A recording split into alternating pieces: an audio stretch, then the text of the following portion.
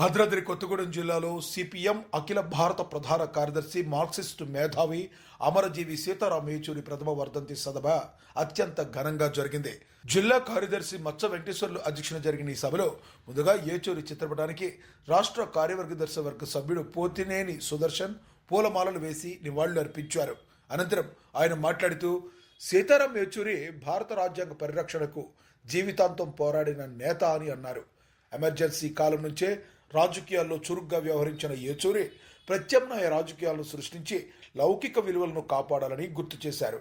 BJP, RSS రాజ్యాంగంపై చేస్తున్న దాడులను బహిర్గతం చేస్తూ అనేక ఉద్యమాలకు నాయకత్వం వహించారని గుర్తు చేశారు.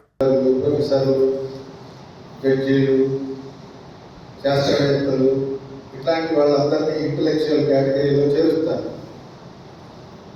కానీ వీళ్ళందరికంటే అంటే ఈ తరహా వాళ్ళందరికంటే ఇచ్చినటువంటి మేధావి కామ్రేడ్ సీతారాం ఏచూరి గారు.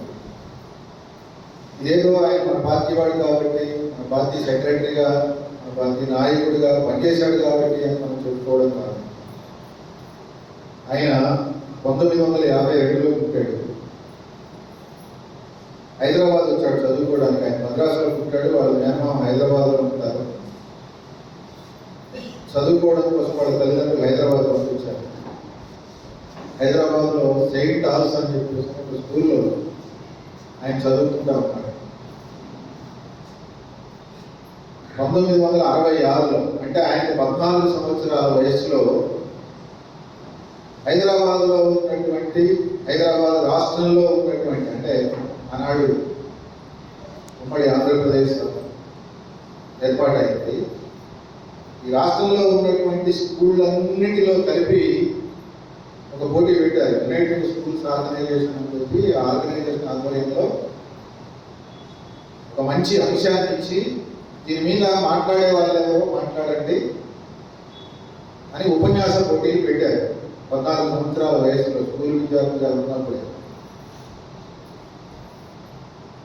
ఆ పోటీ ఎంతటి పోటీ అంటే ఆ పోటీలో పాల్గొన్నటువంటి వాళ్ళు గెలిస్తే అమెరికా అధ్యక్షుడితో విందు ఏర్పాటు. ఆనాడు రాష్ట్రంలో ఉన్నటువంటి స్కూళ్ళన్నిటి నుంచి, అంటే ఆ స్థాయి స్కూల్స్ అన్నిటి నుంచి ఈ పోటీలో పాల్గొన్నారు. సీతారాం ఏచూరి కూడా పాల్గొన్నారు. అందరిలోకి మొదటి స్థానం సీతారాం ఏచూరికి వచ్చింది. 14 ఏళ్ల వయసులో ఆయన్ని అమెరికా పోయి, అమెరికా అధ్యక్షుడు ఈయన యొక్క మేధో సంపత్తిని, మేధో శక్తిని అభినందించి ఆయనతో పాటు కూర్చొని విందు భోజనం తిని పంపించాడు. అంటే అంత చిన్న వయస్సులోనే అంతటి అసాధారణమైనటువంటి ప్రతిభ కనపరిచినటువంటి మేధావి ఆయన. హైదరాబాద్లో స్కూల్ విద్య, ఇక్కడ కొన్ని కాలేజీలో చేరిన తర్వాత 69 వచ్చేప్పటికీ ఇక్కడ తెలంగాణ, వేరు తెలంగాణ పోరాటం ముందుకు రావడం, ప్రత్యేక తెలంగాణ ఉద్యమం ముందుకు రావడం. ఈ గొడవల నేపథ్యంలో ఆయన ఢిల్లీకి వెళ్ళాడు.